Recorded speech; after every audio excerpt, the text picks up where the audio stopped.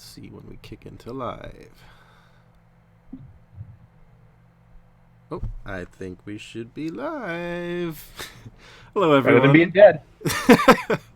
It's my preferred method of existence, really.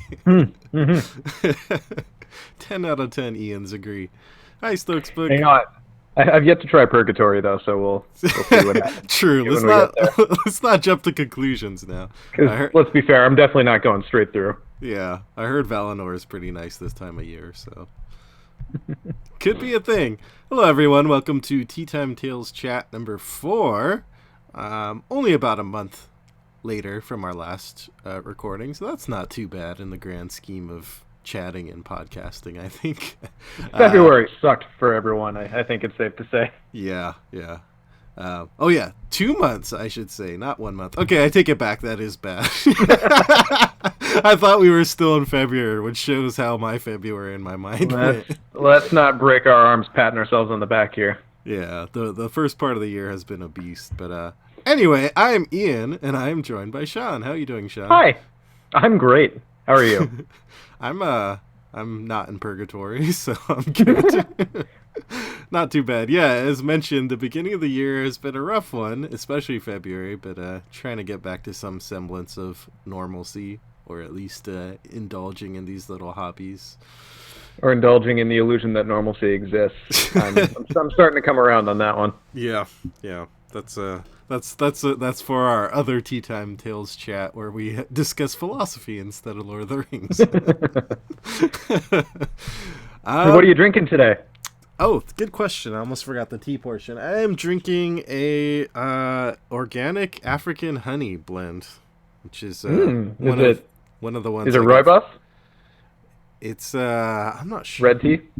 It is another name for it. Yeah. Okay, yeah, good stuff. It's one of the presents I got. A lot of my Christmas presents were related to tea because, once you tell people you're into something or getting into something, then it's just like that's all you are to them.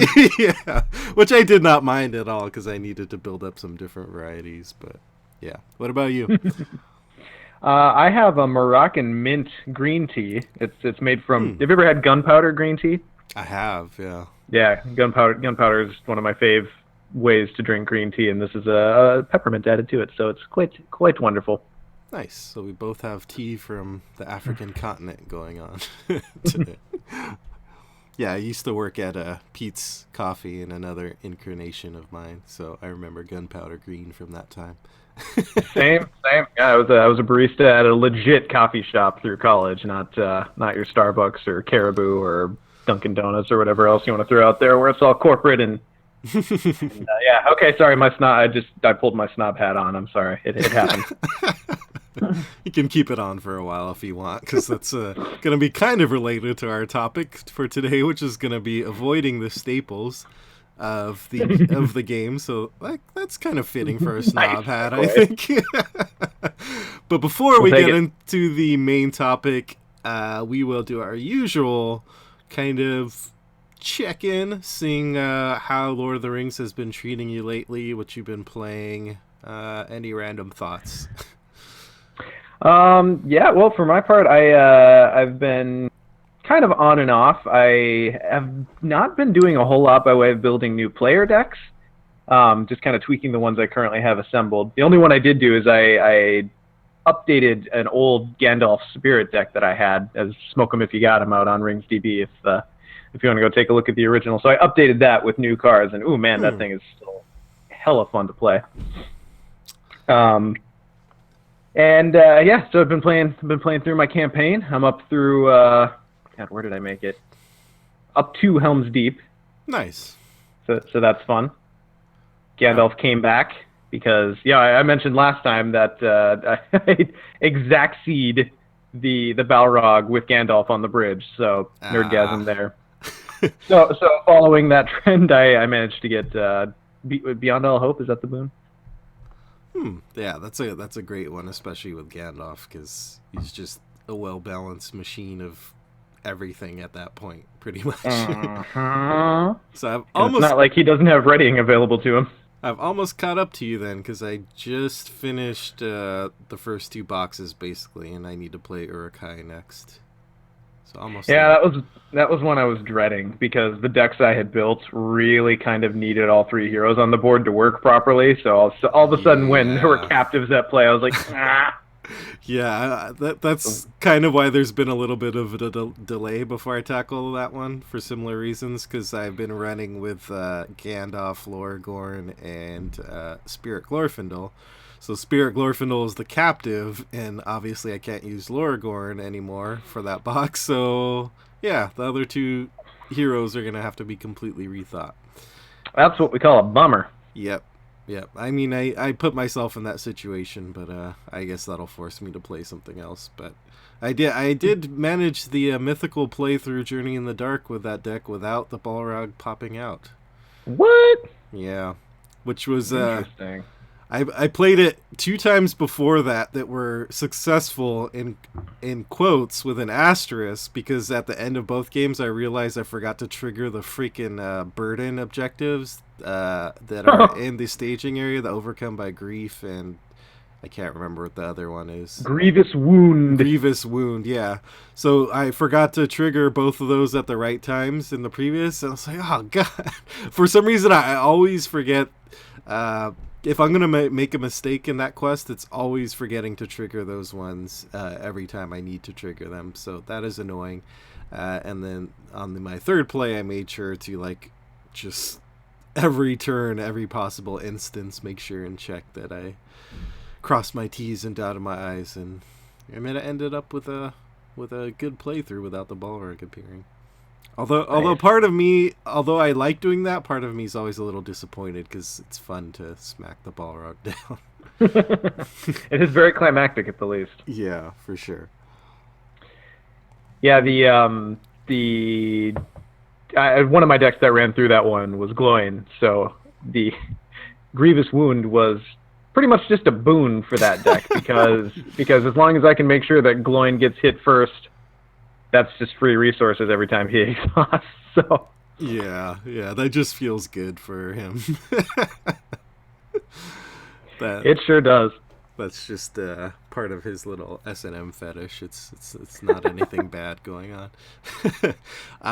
Other than the campaign, what else have I been playing? I'm trying to think. Other than the campaign and other than my usual Teatime Tales decks, I guess a lion's share of my time has been taken up by playtesting my next first stage scenario. So I haven't played much other than that because that takes up a lot of Lord of the Rings time.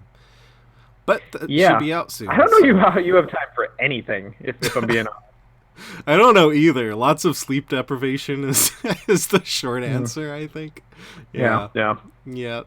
Sacrifice my sleep upon the altar of creativity and hobbies is pretty much that. Yeah, so that should be done soon. I think definitely by the next time we do one of these Teatime Tales chat, it will be out. That's the Fall of Nargothrond, which is the next part.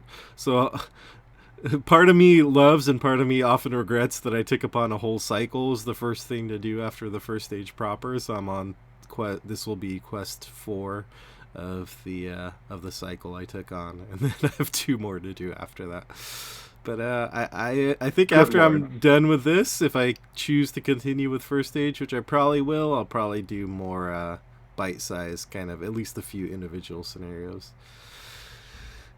Survey says that is a lie. Like many of the elves of the first stage, ambition is often my downfall in life. So, let's see. So that's about it for our particular kind of recent Lord of the Rings, what we've been doing. As far as news in the community, since we last talked, Crossing of Poros has come out finally, and the cycle has come to a close. Have you gotten a chance to play that one yet? I'm ashamed to admit I have not had a chance to play it yet. I started setting it up one night, and then realized I didn't have the brain power to set it up that night, and it still sits in my quiver case. So hopefully I'll get to that this week. I've still only played it the once. I do like it, but it's... Yeah, again, kind of what we just talked about. Other stuff has been dominating my Lord of the Rings time. And it's also a quest that, while I like the mechanics, it's not one that you can just casually, let me throw Poros on the table, because there's all this, without spoiling it for you too much, there's all this kind of fiddly bits with mixing around different encounter sets. So yeah, it can be a tough one to do in Octagon, and as well as the regular table. But yeah, Stokes. But Coincidentally, Fiddly Bits was the name of my college bluegrass band. I was wondering if you're gonna let that one pass or not. No, super no. Stokes Book mentioning in the chat that it's still not out in the UK, huh? That's I guess your boat got sunk along the way, because it's out in the rest of Europe, I believe. Just hop a bike over to Belgium. Apparently, they have it. It's close enough. It's biking distance from the UK, right? Yeah, sure, that works. What else? And the digital game originally was scheduled for release at the end of Q1, but they announced that's not going to happen. It's going to slip to beginning of Q2, which is not a surprise, at least from my end. No. I don't know. I thought that they were a little ambitious with the timeline when it was first released. Like the first stream I watched, I kind of finally got some perspective on how close they were to, or at least how nascent the process was, I guess. And I was like, ooh, really? We're going to get this in March? I doubt it. Yeah. But that's fine. I mean, ultimately, I've kind of stopped paying attention, not because my excitement has died down at all, but just because I kind of don't care anymore until I can get my hands on it and actually have some thoughts. I'm not a vicarious person, despite the fact that I do Twitch all the time. I don't watch Twitch very often, just because I personally would rather do something myself. Not that that's a judgment of anyone else, but I just get bored watching other people do things. Way to scare away our viewers, Sean. Well, I mean, no, I hear you. There's a finite amount of time in each day for extracurricular activities, and so you kind of have to choose what you do with them. But I'm also in the same boat that I was following along with the streams pretty religiously at first and then have dropped off, mostly because I was scared of burning myself out watching someone else play before I could even play the thing, especially because there's only going to be a few quests to start with, and if I've already seen it played like 20 times before I've even played it, I could see myself some of the magic being gone from that, even if it's the first time I'm playing it. But, yeah, as soon as that comes out, I am ready to pour some serious blood and soul into that thing, but until that time. Yeah, personally, I'm of the mind I'm fine with them delaying it as much as they need to. Like, I have other stuff to occupy my time, and I want it to be really good. And from the streams I saw, like, definitely there's good stuff there, but I also saw lots of places where they can make improvements, and thankfully there's people in various places like the Discord who kind of report back from the streams, and so from that I'm able to see that they are continuously making improvements. So I say take all the time they need, get it out when they feel it's a proper product. Agree. Because I know even though they're doing early access, to me early access doesn't mean like throw your crap out there and have people refine it. To me that means you get a product out there that you're pretty sure is close to good, and then people get it to like the great status, Yeah, it's like that new coffee table meme, right? Like, we think we're ready with this game, change my mind. Yep. Yeah. I think sometimes people think of early access as like it's like before there's even a coffee table, it's just the planks of wood out there. but no, I don't think that's a good approach, because that's also a way to turn people off from the game, because not everyone who tries out early access is viewing it in the way of like, oh, let me help improve the game. It's more like, oh, the game is ready early, let me play it. Oh, it has bugs, this sucks, I'm done. Yeah, I really, really look forward to the day when that hits mobile. That's going to be a very good day. A very good day for the fun aspect, and not as good a day for productivity, I guess. Yes. My bathroom breaks will be extended on that day. They're going to be like, Sean, do you have any problems with your stomach lately? So, I think we can move on to our actual topic of today, which we were banding about a few possibilities, and ultimately what we settled on was the topic of avoiding the staples of the game. So if you're listening to this and not familiar with card game terminology, staples are the kind of ever-present cards, the cards that make it into all decks, or at least most decks that can take them, because they're so powerful, and other cards that can do similar things just aren't as good. So you just end up including the best of whatever category that staple fills. And so there are definitely staples in Lord of the Rings, and we could talk about what those are. But our focus I'm today, fairly certain we have. yeah. At least I have. It's a thing I complain about quite a bit. But our focus today is going to be on how do we, as people who have been playing the game for a long time, try to work around those, and what are the issues with. I guess let's just start off with saying what are the issues with the staples? Like, why would we want to avoid staples in the first place, from our perspectives, anyway? From my perspective, it's just because it's boring as hell. If every deck that I build with the purple hero in it needs Steward of Gondor, if it, every spirit deck needs Test of Will. I mean, those are the two. Like, if we're going to talk staples, those are the two big ones in my mind. It's just, I don't like having my deck choices essentially made for me because there's not good alternatives with what I'm trying to do with that deck. So after a while, you kind of just want to see other cards and try new things, and I just get bored, and I want to explore new deck space on the player side. So that's why I hate auto includes in just general design and metagames, and then that's why I seek out new stuff. Yeah, that's pretty much where I'm at. I mean, I guess because if you were just thinking from a power game perspective, like, you're always going to include the staples because they're the staples because they're the best at what they do. So if you're going around that, it's probably because of what you mentioned, which is boredom and creativity. And for me, a lot of the appeal of Lord of the Rings is in, especially now that the card pool is so much bigger than it used to be, a lot of the appeal is in creating different deck types, especially ones that I've never played before or seen before. But if like a quarter of your deck is the same cards you've used in every other deck that uses those spheres, then it kind of drains away a lot of that creativity.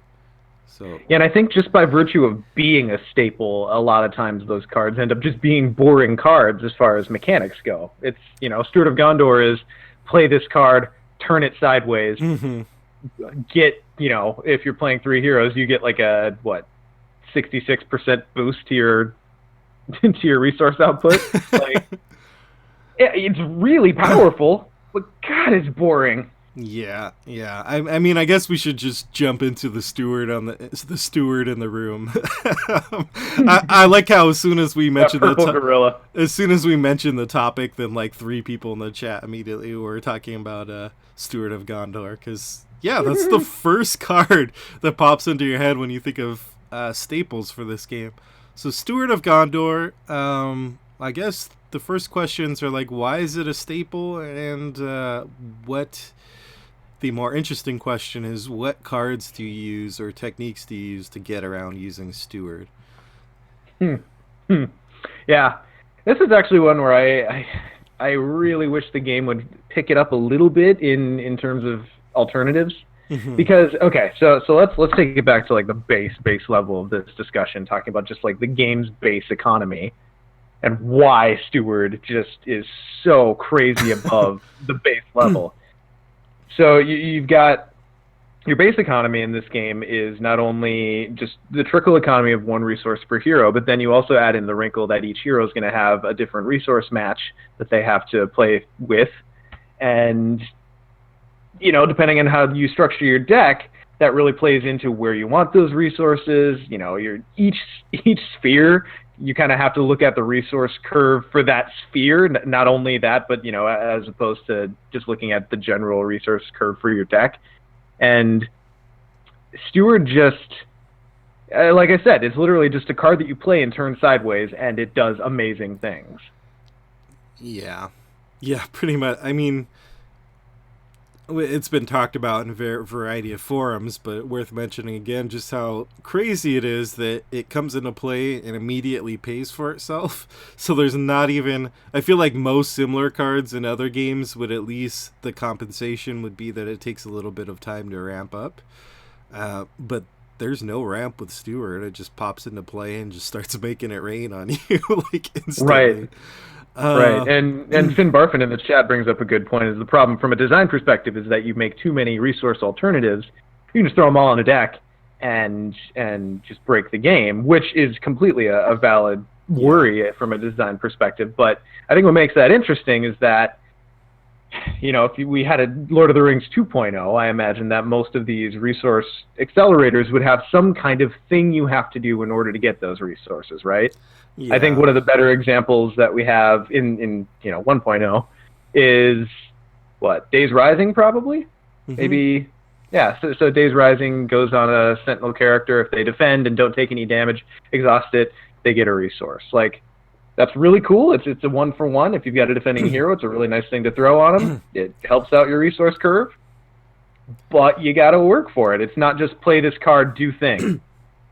Yeah, and I think it goes back to kind of the core set issue, which a lot of these staples we'll probably talk about today go back to the core set because they try to make these very broad effects. Mm-hmm. Because the card pool was so small, they kind of needed to.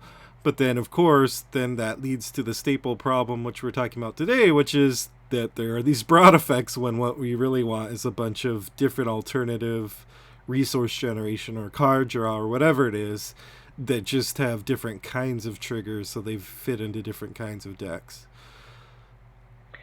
Yeah, and I think the other thing with Stewart is that there's just nothing that has even come close to touching how powerful it is. When we talk about other things that we might consider to be staples, I think everything else there's better options, but and we were talking about in the Discord the other day. Another big part of this is the base kind of card economy in the deck, is you have a 50 card deck and you're only trickling in one damn card draw per turn in the base framework of the game. Yeah. Now that said, as long as you're playing Lore or Elven Light, there are some decent options for more card draw, but not everyone has access to those. So I think when you've got these singularly powerful cards and a 50 card deck with low card draw overall, it just makes the game so much swingier than it needs to be. And I think that's, and some people might actually enjoy that, because that's the kind of thing where you could still take a deck up against a 3 difficulty quest, and if your deck sputters, you can still lose, and losing is always an option. But I don't know, that's I like it to be a little bit more of a tactical affair than luck based. Yeah. I think kind of playing into that same dynamic is one of the reasons why Steward and the resource generation staple that it is so impactful in the game, is because of the way the game works itself and the way that a lot of quests kind of, basically, we talk about it over and over again, but the key to winning a lot of times is how quickly can you ramp, and Steward is one of the ultimate rampers.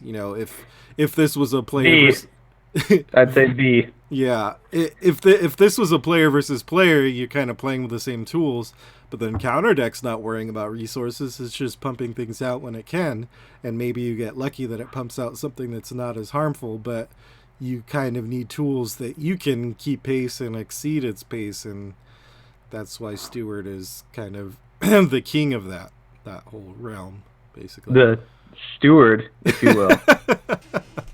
The wannabe. We need king no of the king. realm. It has no king. Exactly. So, yeah, I suppose then talking about ways you avoid it. Number one is taking it out of your deck. I'm just gonna throw that one out there. Putting it in a glass case so you're not tempted. So just kind of looking at, I'm on Hall of Bayorn right now, just looking at the different resource options that we have. Some of the better ones that we have in the game are ones that I like, and I also don't like, and that's when you have a resource accelerator on your hero, right? So your Denethor, your Arwen, your Theodred, your Gloin. I I like that those exist because they are really powerful effects, but at the same time, when I'm building a deck, a lot of times I kind of have most of my heroes uh, in there to do something cool, Right. to defend, to attack, to throw a bunch of attachments on to do something cool, to be the glue card in a trait deck, whatever it happens to be. And a lot of times, Theodred is a really powerful hero, but he's kind of boring. You're gonna make one certain member of our community very sad with that talk. Well, he wasn't able to make it today, so I had to squeeze that in. Yeah, totally, and that's kind of one of the reasons why one of my most recent kind of alternatives to Stewart is the Arwen hero. But then it gets to a place where she's so good an alternative that she almost becomes a new staple. That now I'm trying to find an alternative to Arwen now. So it's and even beyond that, it gets even worse when you're playing multiplayer because I've got my spirit deck and I'm like, oh hey, I'm low on resources. Let's throw in Arwen because I can afford the hero slot. You bring that to a meetup. I mean, freaking everyone's got a deck with Arwen in it. It's ridiculous, and that just becomes its own thing. So while I like the design of those heroes, and they do definitely make their decks run more smoothly, I don't like that being kind of relegated to a hero spot specifically. Yeah, it's definitely like Arwen, it's Theodred, it's Denethor. Those are kind of like the big three resource generation alternatives. Hey. Oh, and Gloin. and Gloin. And it's, well, I kind of leave Gloin off of that because I feel like he does something interesting. That's true. To generate resources, and it's kind of fun to manage that game of making sure he doesn't die, at least at first. Whereas the other ones are more just like point and click. And in some ways, they have the leg up on Steward that they start and play because they're heroes, but you run into those problems you're mentioning. And the biggest ones is that hero staples are almost the worst offender because then like heroes are the defining cards in any deck, and then if I look at my Rings DB recently and see how many Arwen pops up, it's like, well, it's making a lot of decks feel samey because Arwen's always popping up, so that kind of creates its own problems, unfortunately. And it might be kind of a playstyle thing because I know when I recognize that in a lot of cases the low threat utility card draw resource grabbing heroes turtling along while you build your board with their ability, like that is a really powerful archetype. And outside of maybe the Ringmaker cycle where it really pushes you along and prevents you turtling, those decks can just win lots of different scenarios. But yes, and that's the playstyle thing, is I don't enjoy those kinds of decks. That's boring to me. And I tend to be a little bit more aggro, so I want to get in there with my heroes, and I want to, be readying and, popping things around and drawing cards. Yeah. Now, there's one hero alternative in this realm that's my favorite that I use quite often, which is Grima, who does not generate resources but reduces the cost, and which is kind of the same thing. And has the accompanying Keys of Orthanc, which are generating resources. So it actually turns out to be a really good Steward alternative, at least in solo. Now, its big downfalls in multiplayer, it's a little more dicey depending on how YOLO your teammates are in any given game. But at least in solo, I find it does very similar work to Steward, and depending on how much you've used it, maybe it'll feel more fresh than Steward. Yeah. And you don't have to use leadership, so because it comes in lore. So. Right. Yeah. So maybe we should just kind of talk about the alternatives in each sphere, because obviously you can splash a leadership hero in, or hell, I think one of the worst cards in this game happens to be a good Harvest, because you can just throw Steward of Gondor in any deck, and as long as you've got the card draw to back it up, there it is. But yeah. So like tactics, I was actually kind of curious. When was the last time you used Horn of Gondor? Before the errata. I think I've used it maybe once or twice after the errata, and that was like a heavy like Rohan where I know I'm constantly going to be chump blocking. But I don't use as many chump blocking decks anymore, which is probably the reason why. Well, I mean, when every other shadow card punishes you for it. Yeah. I kind of wish we would get away from that a little bit. Like, it still needs to be in there to surprise you once in a while, but I feel like the shadows that punish chump blocking, especially in the big battle scenarios. Like I feel like if there's any place that those shouldn't be there, it should be like your Karn Dooms, your Ter Androses. Like that's saying when it seems cool to just throw down a bunch of little weenie allies and have them die off in the background while your heroes are trudging through the battlefield, right? that's what cannon fodder is made for. Exactly. But yeah, no, okay. So Horn of Gondor used to be a huge staple in Yeah. tactics. I feel at least in the early game, but it's been a while since I've seriously looked at that one. Just because at the end of the day, there are a few decks where I want to start planning on characters being destroyed. Yeah. That said, pick up 4-player, perfectly legitimate pick. Oh yeah, for sure, because you can count on that happening pretty often. Things are gonna die. A tactics hero Mablung is one that I like quite a bit, because again he's generating resources, but you have to take on some risk by engaging an enemy to do it. I mean, maybe an enemy's engaging anyway, but I don't know. For some reason, he doesn't feel as restrictive, like, because I'm not throwing Mablung into every tactics deck.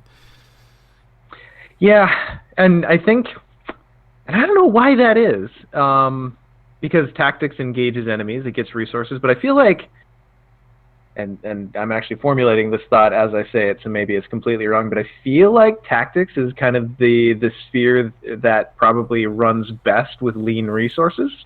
Is that fair to say? Yeah, I think so, because a lot of these kind of 1-cost, maybe 2-cost attachments, and there's a lot of focus on making the heroes into kind of combat powerhouses. And yeah, I don't know. I don't tend to run huge, like, costly tactics cards a lot of the times, unless I'm like mono tactics or something. Yeah, my tactics cost curves tend to be really lean and mean. It's very rare that I run a tactics card that costs over 2. And because I feel like a lot of the 2-cost, like, tactics allies do similar jobs to the more expensive ones and for cheaper. And so I'm not really have a lot of incentive. But Mablung's a good... Yeah, and Hiragond is the one that I really like as a Steward alternative in tactics. It's just fun. There's all this... And... That's very good. There's all these fun, like, timing tricks, like popping in a Descendant of Thorondor after staging, and I don't know. It's fun, which is the number one thing I'm looking for in a staple alternative. So honestly, yeah, I think he's at the top of the list for good alternatives, because you do have to play him. You have to build for him a little bit. He shores up a weakness that tactics has, which is great. And yeah, there are fun tricks. You have to think about it. It's not play card, turn sideways. Yeah, for sure. There's a lot that you have to think about and triggers to meet to actually make it happen. And I got to throw an up out there to one of my favorite staple replacements, Proud Hunters. Now, that said, I have a harder time calling events staples for something like bolstering your economy. I feel like there are kind of things you do in addition to whatever your normal bolstering is. But that said, if you've got the heroes to support Proud Hunters and you're killing enemies, that is a really good card. I had a Hama deck pre-errata that bounced back and forth between Proud Hunters and Foehammer, and dear God, that deck was a murder machine. It probably still would run fine even with Hama's errata. So what about Lore Sphere? We said Grima, of course. There's not a ton of lore kind of replacements for Steward, really. Love of Tales. I will throw it up out there to one of my favorite heroes, and he doesn't get a whole lot of play. I think he's probably one of the most unsung heroes in the game, but my man Biffer. Yeah. Just one of the most splashiest heroes in the game, because he's low threat. He can quest for 2, which is completely acceptable, and then he also smooths out your resource curve for lore. So you can run your resource curve a little bit more aggressive with lore, and only have 1 lore hero in the deck, and you're probably fine. Yeah, and it gives you so much flexibility. I know a recent deck I ran on Teatime Tales was Biffer and then 2 tactics heroes Ent deck. The lore ants are expensive, but with Biffer I could run just him and still pay for those ants, and then still have the flexibility of paying for a lot of the tactics stuff.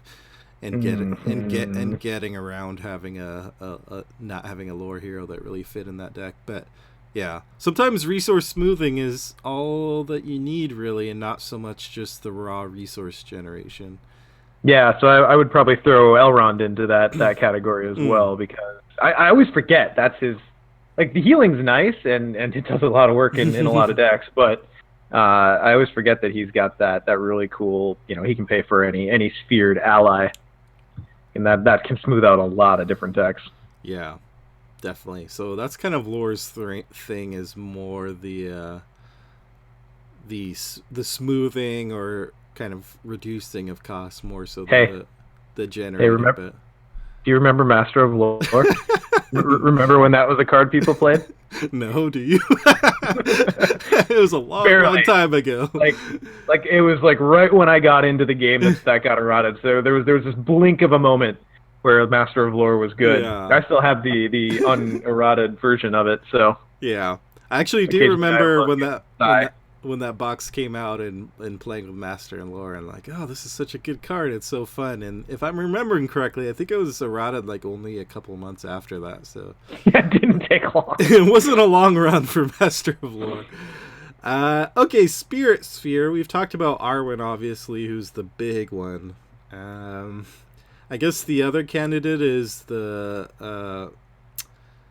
Miner is kind of the only other major one that I can think of. Ziggle Miner.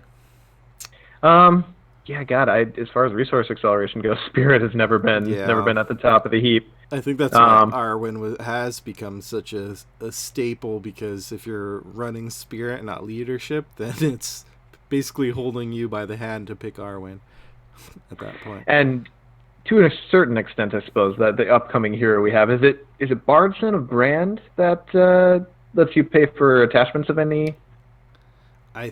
Is he Spirit? I keep getting them. Yeah, there's definitely one Spirit, but I keep getting them confused. Yeah, so one of them provides a reduction. The Miner is nice, but you really have to build for that, because you're including 3 copies of the Miner, 3 copies of Stargazer probably, and then you need to have card draw to get both in a relatively quick manner. Miner and Gandalf. But I feel like that's the only acceptable alternative to going Stargazer. Yeah, Finbarfin is mentioning Caldara in the chat, which that's a good shout for kind of an alternative to resource generation, which you're just spilling it out there. Now, obviously, she has been eroded, but she's still pretty. Yeah, now she's a reasonable hero. Still pretty good that you're saving a sizable chunk of resources on what you get. So that brings us to leadership, which is obviously Steward. But if you're playing leadership and not including Steward for some reason, or the aforementioned Theodred and Gloin, do you use... Okay, so Steward has the most options as far as events go for resource acceleration. Do you ever use like the ones from Against the Shadow, like Wealth of Gondor and Rising Strength? Gaining Strength? Gaining Strength. Sparingly, not often, because it tends to be, if I'm using leadership, I am using Steward. Right. God damn it, Ian. And then also because I think you mentioned already, but it's hard for events to be the alternative to the to Steward, just because you don't know when. Unless you're also running lots of draw. Yeah. I did use it in, like, say, an Asia deck, because you just want resources when you can get them. And I think decks that are using resources for very specific purposes are probably where I would use those. Yeah. Though I will throw an up out there to Legacy of Numenor. If you've got a plan to deal with a threat, that is an amazing card. I'm just trying to think of the other replacements here. I know Captain's Wisdom, you can play that in kind of your more turtley build-up board kind of deck. If you're really relying on your hero actions, that can get a little dicey. Yeah, or if you have some tricks like Khalil being able to ready after playing it, or like the Greenwood Archer. Is that his name? Greenwood Archer to Reading. So those ones, yeah. Or if your name rhymes with Shmoramir. Sure. Yeah, so Captain's Wisdom is one that I like. Um, that's one sometimes I'll run even when I have Steward, because there are some games where you just don't draw it, and so I like having 3 copies of something else as an alternative. And Captain's Wisdom is a good kind of emergency option. Hmm. There's So Dwarven Shield, which I have you tried Dwarven Shield outside of a Leadership Gimli deck? I have not. Well, actually, no, that's a lie. I did throw it in one kind of cheeky, non-optimized glowing deck where he actually bothers to defend things Yeah. instead of just taking everything undefended, and it's not as good as the kind of standard just load him up with as many Citadel plates as you can throw on type glowing deck, but it was alright. I don't know. I think that card's overcosted personally. I think I there's agree. enough cost in how you have to trigger it that was perfectly fine as a one cost card.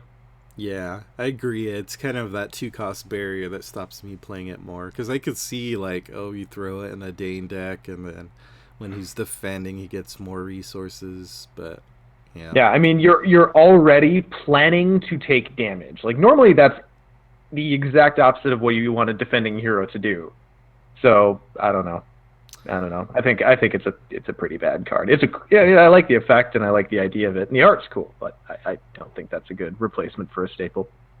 the other one, and is being mentioned in chat as well by Finbarfin, but that I often want to play with, and for some reason I haven't tried out as much as I would like, is Heir of Mardial, Mm. which gives you a resource. Rather, it readies you when you Yeah, get a resource, so that it's kind of not a resource alternative, but it's playing off getting resources. it's what you Um, play when you have some kind of resource alternative. Now I'll throw one out there it's in a very narrow type deck, but it is cool. I have a couple decks that have actually use Rune Master. mm-hmm.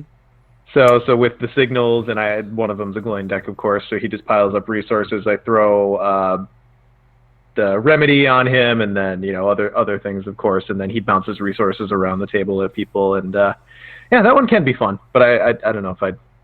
It's not an all comers kind of staple replacement. Yeah, definitely not. Um, okay, I guess that's kind of, we've exhausted Steward and its alternatives a bit. No, no, no. We absolutely have to talk about. We have to talk about. I think one of the first legitimate staple replacements in the game. We have to talk about Magic Ring real quick. Oh yeah, I did want to talk about Magic Ring, because that is neutral, so it can technically go in every deck ever. Mm-hmm. Um, Now, that said, the problem I mentioned earlier with Steward and the 50-card deck and the swinginess involved there gets even worse with Magic Ring. Like, I get exactly why you don't want 3 of those cards in every deck, but yeah. Just yeah. one of is a bummer sometimes. Yeah, the limit of one of was like, yeah, it was a good limiting factor, but if you want an alternative to Steward, you want something that's going to be consistent, because Steward can be fairly consistent because you can throw in 3 copies, but Magic Ring is, if you look at the odds, it's not great.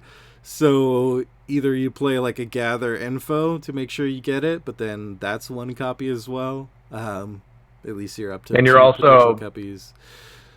And you're Or also something at the else. point where, unless you're playing Thurindir, you may or actually probably won't draw that 1 copy of Gather Information. Yeah. And even if you do, then you also have to, it's a cost to take the turn to go do the side quest.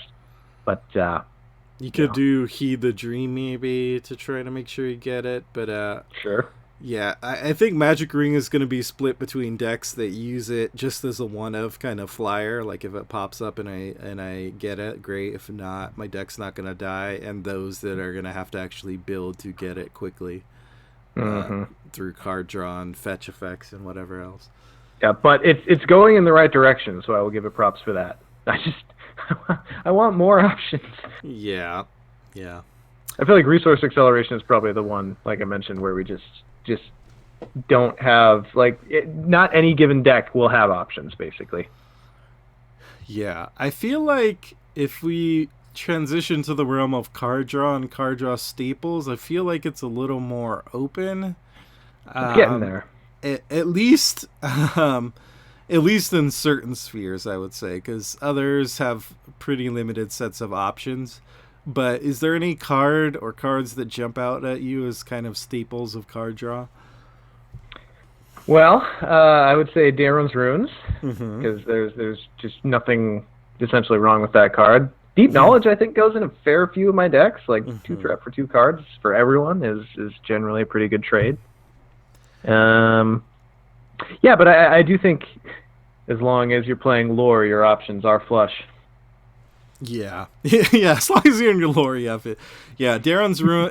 If I'm taking any given deck and I say I need to increase the card draw and I have lore access, it's gonna be Darren's ruins and or deep knowledge. So yeah, those are probably the two big staples. But for whatever reason, they don't rankle me as much as Steward of Gondor. Um, I don't know why. Because I there's actually a cost to them. sure, and it takes Just a throwing that one out there. and they're temporary. They take up deck space. Hmm. Yeah, I guess it's just kind of a given part of the game, and there are other alternatives that you can use. Like you can throw in a Glaewine, who's still a very good card draw source and not too Hmm. expensive.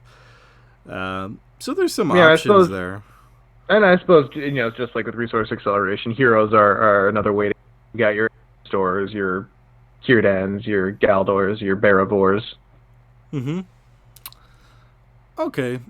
So maybe card draw is not as much a realm that's dominated by staples, although it can run into one of those situations where you continually keep using like, oh, I feel like I need card draw all the time, so I'm always going to use Aristor or Barivore or your card draw hero of choice. Probably not Yeah, Beldum.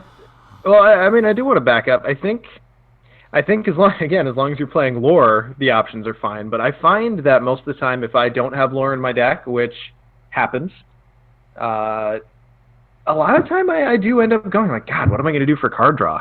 Sneak attack Yeah. Gandalf is always a thing, but I think that qualifies as a staple and is thus something that I'm not always excited to have in my deck. Yeah. So like tactics, if you're running weapons, sure you can go with foe hammer, but if you're not running weapons, what do you got? Ally Legolas, who's another unique character that you'll often run up with unique conflicts. And it's expensive, and yeah, it'll take some time. And then if you don't have the draw to get your card draw Legolas, Yeah, and then you then have so some if you're running issues. mono tactics, those are your two options, and one requires a specific deck build, and the other one requires a decent investment, plus also requires that no one else is running Legolas. So that's one where I feel like, man, tactics needs some more card draw. Yeah, I agree with you. There's knife work, which barely anyone plays, and you need tactic lore resources to fund it, which is Hmm. great in multiplayer, but in solo, that's not helping your tactics deck much if you're not playing lore. Yeah, And so I think definitely tactics. I mean, foe hammer is kind of staple by default, yes. but as you mentioned, it only works if you can get weapons reliably. And honestly, I think spirit and leadership are probably in and around the same place.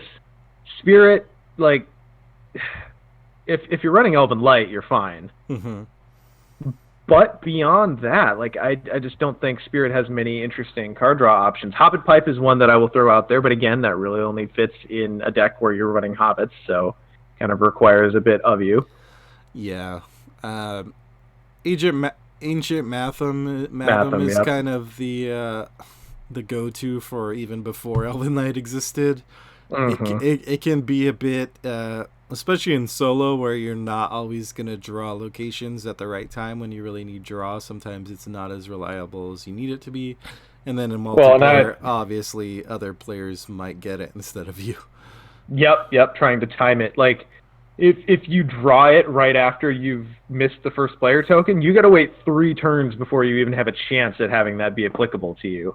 Which I guess is fine for what it is. It's 3 cards, so that's a decent effect. But I just like if you can't run Arwen and you're playing multiplayer, like Spirit does not have good options.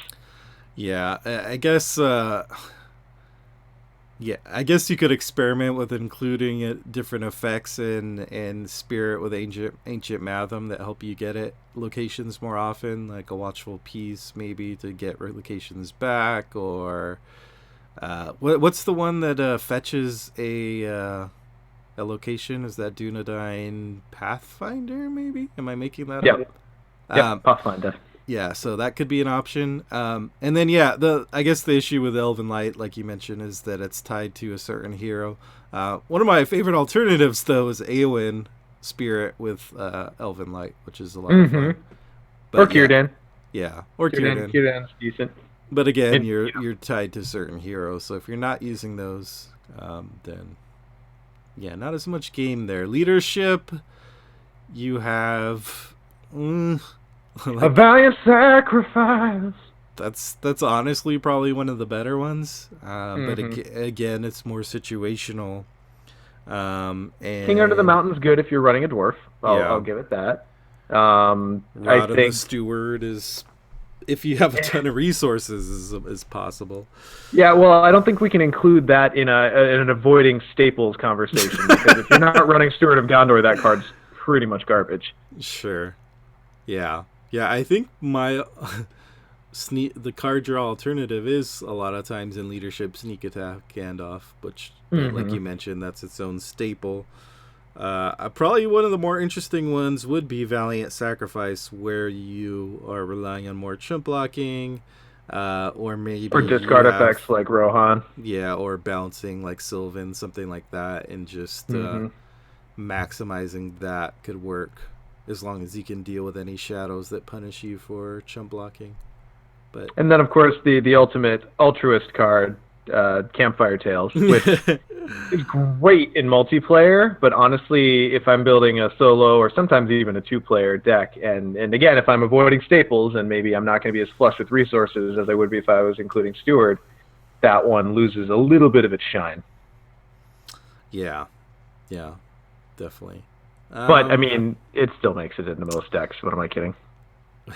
one card draw card in leadership that I like, but is expensive, is actually the Ally Air Store.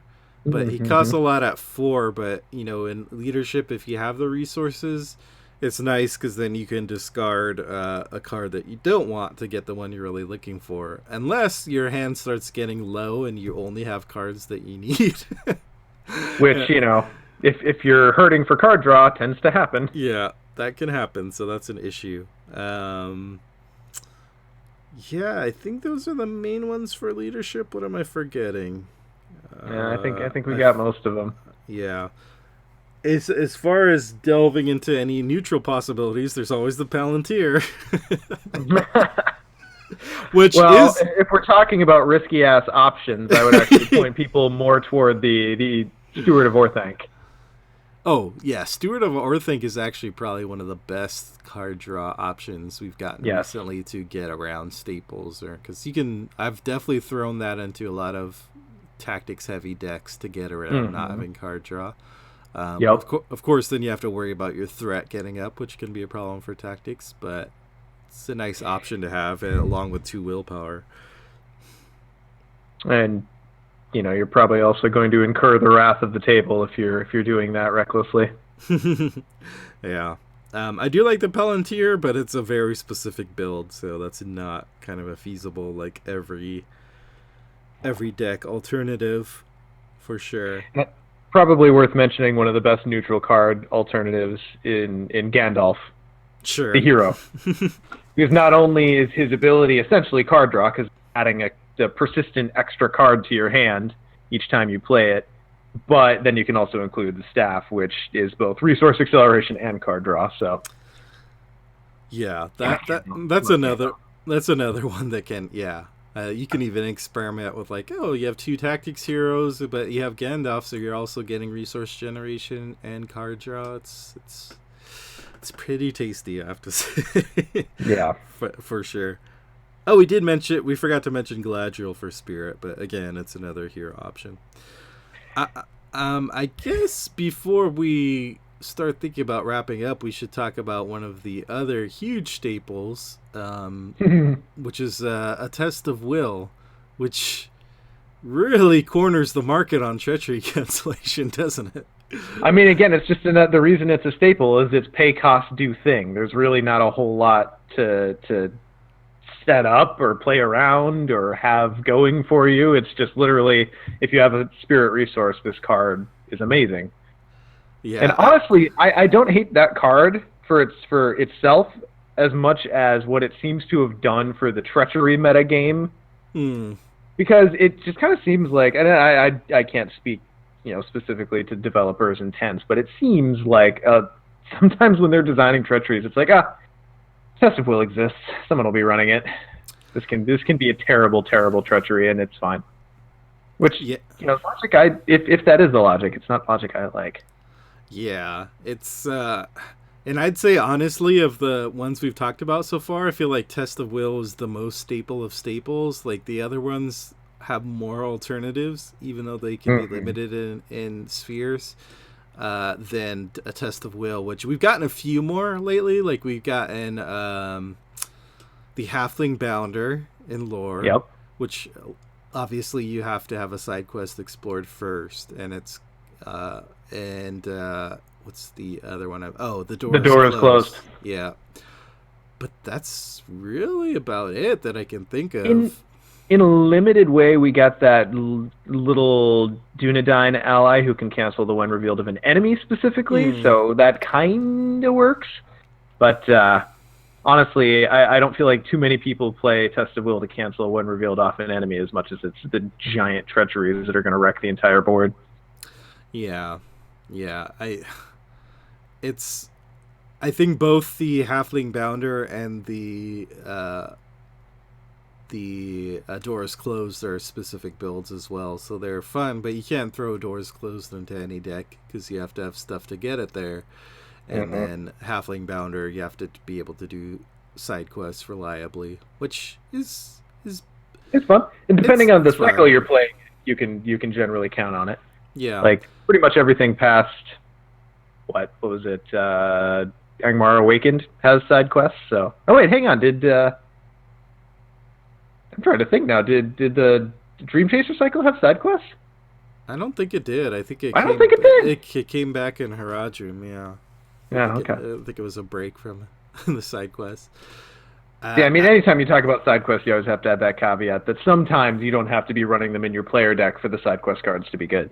Yeah. That's true. I feel like the real alternative to the Test of Will is just not playing it. I mean, yeah. Like you either play it because you have access to it, or you leave it out because you feel like your deck is in a place that it can just roll with the punches of whatever happens. But I feel like that's more viable in solo than a multiplayer, because those scaling treacheries in 3 or 4 player, it's like if your spirit player is not playing a Test of Will, like, you have my full permission to just slap them. Because why would you do that? But in solo, like, that those cards are just gonna scale to 1, right? So if it's like fetch an enemy, that's 1. And there's still other nasty treacheries, of course, so it depends on the deck, but it's a possibility.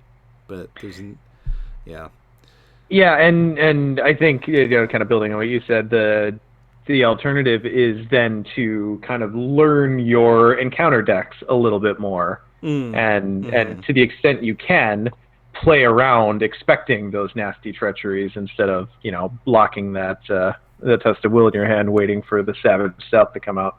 Yeah. I mean, I've experimented with leaving out a Test of Will, and it does. It really depends on the quest you're playing, really. Obviously. I haven't completely cut it, but I have gotten to the point where most decks I'm down to 2 copies. Yeah. I fully recognize that that's not optimal play, but at a certain point I have to make room for some of the other cards I want to try out. Yeah. So that's maybe I'll get down to 1 copy and eventually 0 copies, but right now that's where I'm at. Yeah, Stokes Book in chat is using some colorful language to describe Savage South, which I fully agree with. I hate that freaking treachery. So cards like that is where I would go 3 copies for sure. Mm-hmm. Yeah, then I suppose it bears mentioning, since we're talking about Test of Will, the only other replacement card I can think of is Eleanor, who up to this point we have ignored, and I feel like that's a crime. Yeah, we have. Because Eleanor is a really good hero, but again, she just falls into that problem where when you're planning your deck, that's not generally something that you go, yeah, that's what I want for one of my hero slots. But when she's in the deck, she generally is pretty good. I feel like she's more these days, more for 3 or 4 player, where you're really focusing on trying to nullify those killer cards, and then in solo it's tough just finding room to put her in the 3rd slot, and that kind of restricts what you're doing with the rest of your heroes. Yep. Which is the big issue there. Yeah, and I guess there's also various kind of encounter card filtering, like Out of the Wild and Scout Ahead, where you're just trying to preemptively take those out. Which is possible, but it's definitely or Wait No Longer. Not as consistent as Wait No Longer is a good one. yeah. I mean, it's and I actually really like that design direction that it's going in, where it's not a straight up cancel, because honestly, I think cancel effects in games are generally pretty boring, and I tend not to like games that are really about, I cancel this, I cancel that, I cancel your cancel, and it's boring way to counter things, even though it is really effective. So I do like cards like Wait No Longer, like you mentioned, Scouting Ahead, that don't cancel things, but they take away the random chance, and they also give you what otherwise would be hidden information. Yeah, I agree. There's a lot more interest to it and kind of decisions. Yeah, I guess the kind of common thread of all of these is I think we both like the cards that are letting you make more decisions and forcing you to make more decisions than just point and click. To that end, one of my favorite alternatives to Test of Will is actually a Watchful Peace in solo. Because if you clear busted. Yeah, you clear a location, as long as you don't have an enemy in play that's gonna suck up that location you put back on top as a shadow. But if you don't, then you're basically just guaranteeing yourself another round of location instead of a nasty effect that you need to cancel. So I agree with you, said though. Ultimately what I'm looking for is activity, and one of the huge issues I have with most of the staples in the game is that they're just not terribly interactive. They just are there. Yeah. I guess for completion's sake, we should cover the last big staple, which is Unexpected Courage. the Reading staple of all Reading staples. So is it still the king for you, or? No, I'm almost entirely off of Unexpected Courage. I feel like of the staple categories we've talked about, readying effects is one of the places where we have the most other cool options to pick from. Yeah, that said, Unexpected Courage is still an amazingly efficient card, but it's rare that it actually makes it into my deck nowadays. Yeah, I think I'm with you there. I think we've gotten a fair bit of reading options in most of the spheres. So what are some of your favorite alternatives to Unexpected? What do you use most these days? Well, we got to throw an up out there to Gandalf again. Because Shadowfax is amazing. Magic Ring, again, is cool, but yeah, one of. I do tend to like Heir of Mardil, as long as the hero has some way to gain resources. That's a pretty cool way to play around with that. Greenwood Archer is pretty solid. Oh yeah, Sook's book in the chat mentions Lembas. Lembas is amazing for what it does. For a little one-cost card. Yeah, because sometimes you don't need reading every turn. It's when you need it, right? And so something like Lembas or even Cram is giving you that temporary options, and then you could even use something like the Hammersmith to bake you some more bread. A bit out of his job description, but exactly right. And I think you hit it on the head there. Is kind of why we. Maybe why I don't see as much Unexpected Courage in my deck is a lot of times you don't need the extra ready every turn. You need it kind of in bursty places when the encounter deck really is pushing hard against you, and that's all of a sudden like when you're, I don't know, what kind of events do we have? I'm just looking across. I have a game set up right now. Nice. Yeah, that's actually along those similar Oh, lines. Destrier. That's Destrier. oh, that yeah. Mm. Yeah, that's a big alternative for any heroes or decks that I have that can take it.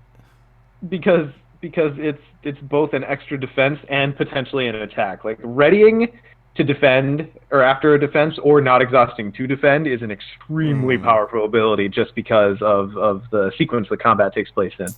See, that's something cool about that alternative to Redding, because if you look back at a lot of the resource generation alternatives we talked about, they're just generating resources, right? So how are they going to compare Mm-hmm. to Steward? But Destrier is giving you something Unexpected Courage can't, right? So that makes Yeah. it more appealing as maybe we need more resource generation alternatives that also give you some other little kicker to make it more appealing. Hell yeah. I would Yeah. 100% be down for that approach. Yeah.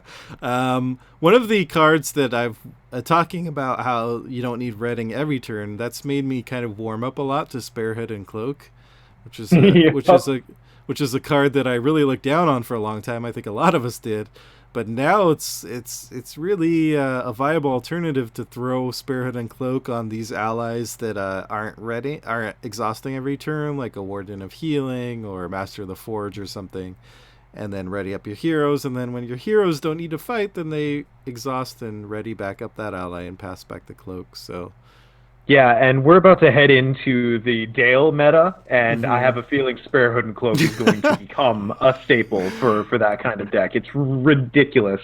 Yeah, Zero cost attachment that you can throw around the table with a ready, like based on the cards we've seen for that cycle so far, that's going to be amazing. yeah. The price of cloaks is gonna go through the roof. Buy low now. Yep, invest. But hey, it's always low. It's a zero cost card. Yep, that's true. Of course, there's tons of heroes that include redding effects, and I think because there's so many different alternatives in that category, like your Boromirs, your Leadership Imrahils, your who else we got? Uh, God, now I'm blanking. Note for hero readying effects, well, Yeah, like a Drain and yeah, Drain is another one. Glorfindel obviously is kind of a form of redding in a way. a Uh, little bit Tactics Eowyn. yeah. Oh So yeah, the Twins of Elrond. the twins. So because there's these different options, I don't feel as constricted. Like, oh god, I gotta pick Boromir every time. So I think that opens Sam, of course. So I feel like the different spheres have some options there, with the exception of probably Lore doesn't have as much. Mm-hmm. I don't think they have any actually hero reading, do they? I don't think so. Um, yeah, so Reading seems to be in a good place. I don't know. As we move to wrap this up, any final thoughts about staples, how to get around them? Well, yeah, I mean, I actually kind of come to this conclusion through the course of our conversation here, but I do think the game has a way to go to be in a healthy game state for the meta game, at least as far as what I'd like to see for variety of supported deck types. And seeing that if you pick any given three heroes, you're going to have some option for card draw, resource acceleration. Because honestly, like nowadays, you kind of need them for a deck to run. I'm sure there are minimalist decks that can run at a really low cost curve and not have to draw a lot of cards and still be pretty efficient. But I just kind of feel like if I'm building a deck without a way to get extra resources and a way to draw extra cards, it's gonna sputter at some point. So while I think the game has ways to go to offer a flush amount of resources for any given deck, I do like the way that we're going in certain directions, especially in that treachery cancellation category and the readying category. We've got good options and good design things being explored there. Yeah, Card draw and resource acceleration, please follow suit. Give me a yeah, Rohan ally that lets me discard him for a couple cards. Boom. Archetype fixed. yeah, that would be very helpful. Rohan could use some card draw for sure. It sure could. Yeah, I'm definitely in that same space after our conversation that certain areas have been more successful in kind of breaking out of the staple zone, and I think it's because they've added alternatives that are more interesting in some way by adding an extra effect, like wrapping in a shadow cancellation like the Armor Destrier, or Lembas wraps in healing, those kind of things. Act for good alternatives. And the Realm of Treachery cancellation, it's nice to do something in a completely different way where you're not even canceling it anymore. You're fetching an enemy instead, or you're taking cards out of the encounter deck or putting a certain card on top of it. Whereas resource, it's just all resources. There's not a lot of kind of alternatives to doing that, and similar for card draw. So, I mean, Knife Work is an example of something interesting. I just think the costing is off on it. But the idea of, drawing cards through killing enemies, like, that's pretty cool. And it also is giving you kind of reducing the enemy defenses, I think, what the other thing it does. -1 defense. So that's kind of where I think we need to go. And I think the last thing I'd append on there is I really would like to see more. Like, I know people were complaining about it in the early game started to happen, but I honestly think the game would benefit from more Sphere Bleed.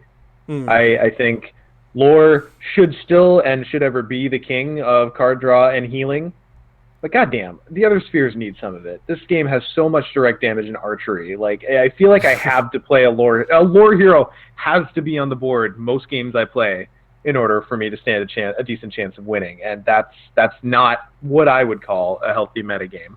Yeah. So I want to see more things like Dunedain Remedy. It's a perfect little, like, it's not a greatly powerful healing effect, but, you know, in leadership where you can kind of bounce it around with, ideally, your extra resources, that's exactly what we're looking for.